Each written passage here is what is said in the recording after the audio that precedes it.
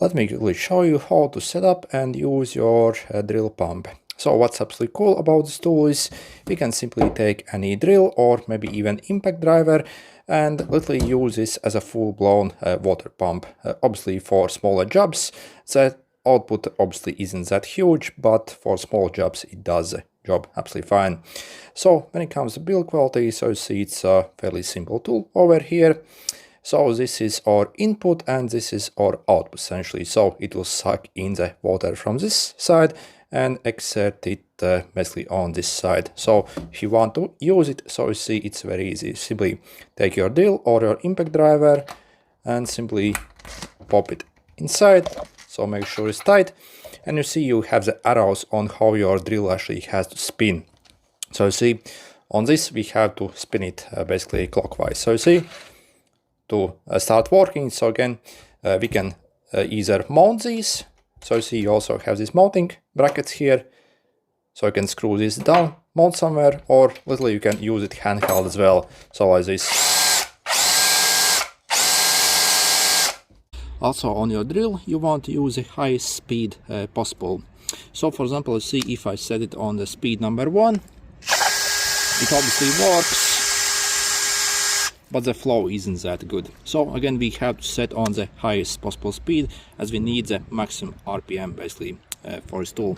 So you see, and then it works much better. See, actually very good.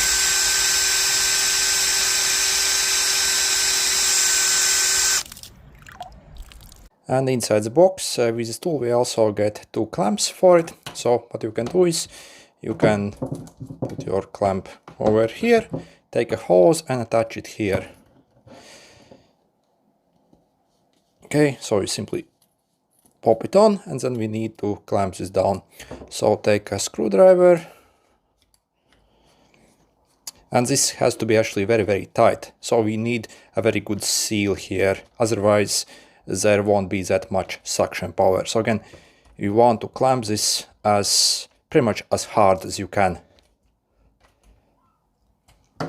So essentially if there's any like gap that can suck in air, again the performance of the pump simply won't be anywhere as good.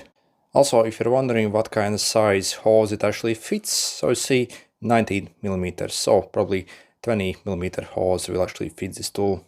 So yeah, we simply get on our hose again to the maximum you can, and then we simply clamp this down properly. Again, make sure this is tight. Okay, maybe on the output it's not that important probably, but on the input it is. Otherwise again the suction power simply won't be good. This one we can maybe even like stuff on, so it doesn't really matter. But again, make sure it's properly tight over here. Also, if you're looking to get this pump, in the description I'll include a link where you can get it for the cheapest price possible.